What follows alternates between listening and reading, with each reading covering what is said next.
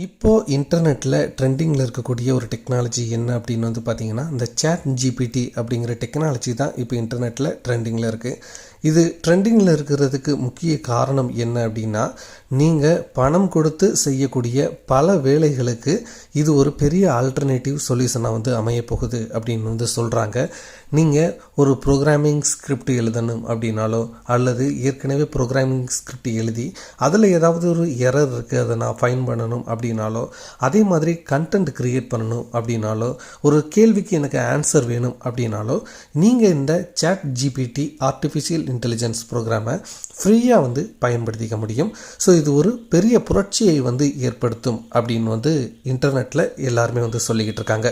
So இந்த வீடியோவில் நம்ம என்ன பார்க்க போகிறோம் அப்படின்னா, இந்த chatGPT அப்படின்னா என்ன, இந்த chatGPT எப்படி ஒர்க் ஆகுது அப்படிங்கிறத பார்க்க போகிறோம்.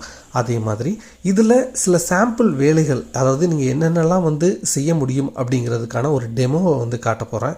அதே மாதிரி இதில் மணி மேக் பண்ண முடியுமா அப்படிங்கிறதையும் பார்க்க போகிறோம். இதில் கண்டென்ட் ஃப்ரீயாக ஈஸியாக க்ரியேட் பண்ண முடியும் அப்படின்னு சொல்கிறாங்க. அப்படி இதில் கண்டென்ட் க்ரியேட் பண்ணுறது நல்ல விஷயமா அப்படிங்கிறத பார்க்க போகிறோம். ஓகேங்களா? ஸோ இந்த வீடியோ ஒரு பார்த்தீங்கன்னா chatGPT குறித்து அனைத்து தகவலையுமே உள்ளடக்கிய ஒரு வீடியோவாக இது கண்டிப்பாக இருக்கும். ஸோ இந்த வீடியோவை ஸ்கிப் பண்ணாமல் முழுமையாக பாருங்கள்.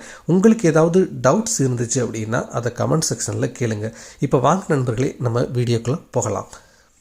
ஸோ chatGPT அப்படின்னா என்ன அப்படின்னு பார்த்தீங்கன்னா, chatGPT அப்படிங்கிறது ஒரு ஆர்டிஃபிஷியல் இன்டெலிஜென்ஸ் ப்ரோக்ராம் அப்படின்னு சொல்கிறாங்க.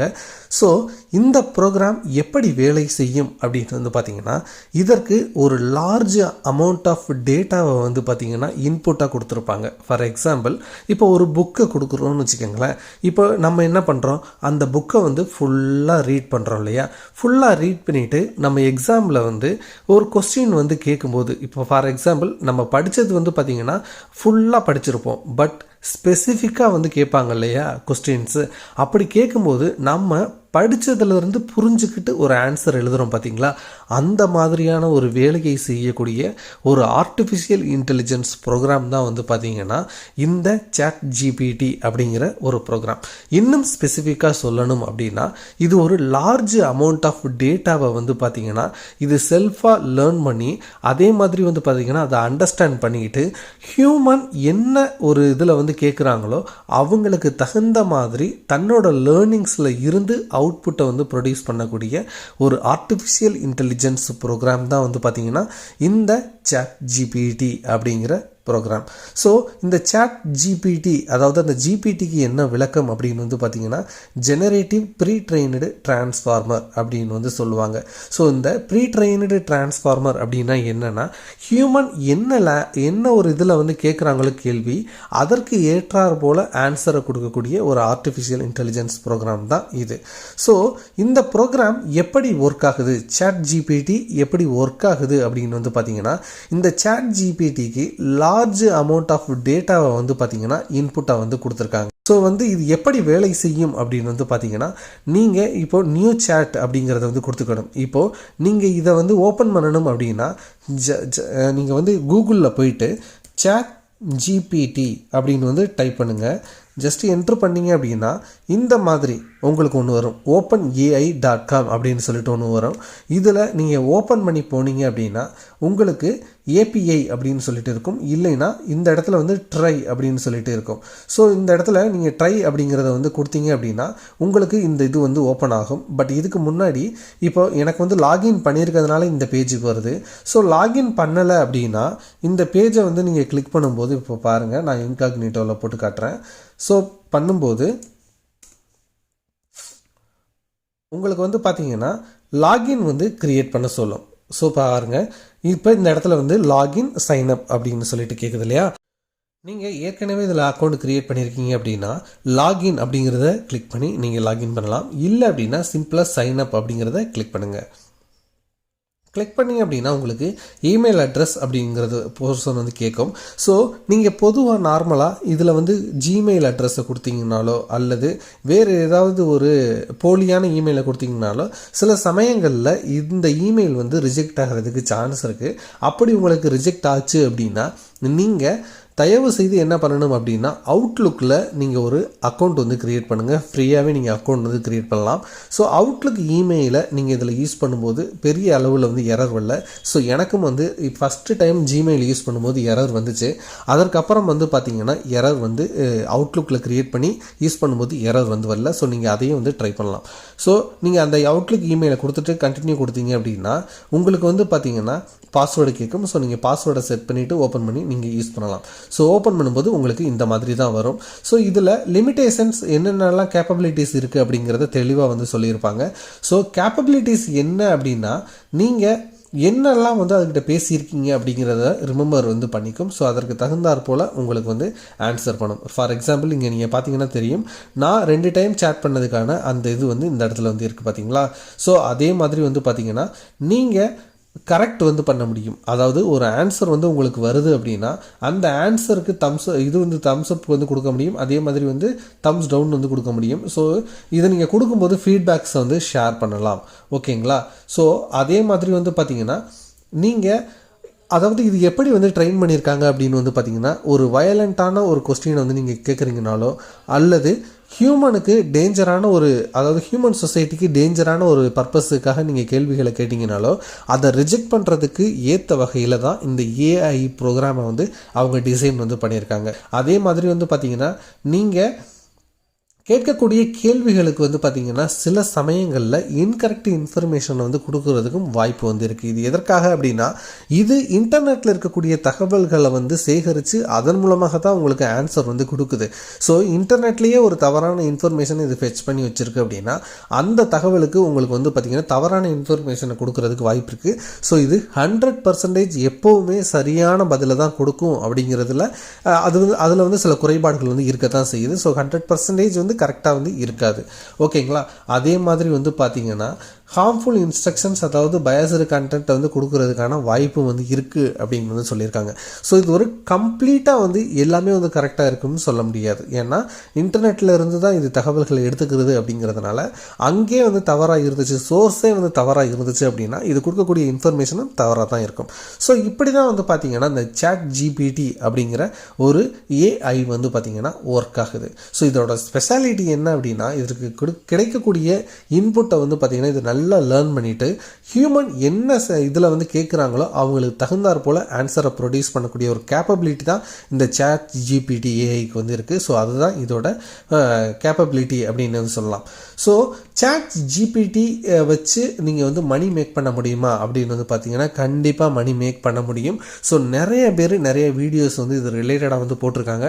ஸோ இதன் மூலமாக எப்படி வந்து ஒரு மணி மேக் பண்ண முடியும் அப்படின்னு வந்து பார்த்தீங்கன்னா இப்போ உதாரணத்திற்கு நீங்கள் ஒரு வெப்சைட் வந்து பில்ட் பண்ணணும், உங்களுக்கு ஒரு கோடு வந்து வேணும் அப்படின்னா நீங்கள் என்ன பண்ணலாம் அப்படின்னா நீங்கள் இந்த chatGPT கிட்ட கேட்கலாம். ஸோ இப்போ பாருங்கள், ஃபார் எக்ஸாம்பிள் நான் வந்து கேட்குறேன் HTML code for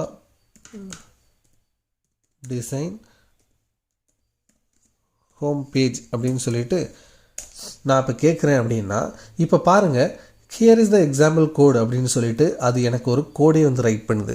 so for இது வந்து ஒரு சாம்பிள் தான் நான் உங்களுக்கு வந்து காட்டுறேன். இதே மாதிரி ஒரு இமெயிலை எப்படி ஃபெச் பண்ணி எடுக்கிறது, அதே மாதிரி ஒரு ப்ரௌசரை எப்படி வந்து அதிலேருந்து இமேஜஸை வந்து நான் டவுன்லோட் பண்ணுறது, அதற்கு என்ன ஸ்கிரிப்ட் ப்ரோக்ராம் இருக்குது, என்ன கேள்வி கேட்டாலும் அதற்கான ஒரு ஸ்கிரிப்ட் ப்ரோக்ராமை வந்து கொடுக்கக்கூடிய ஒரு திறமை வந்து பார்த்திங்கன்னா இந்த ஏஐக்கு வந்து இருக்குது.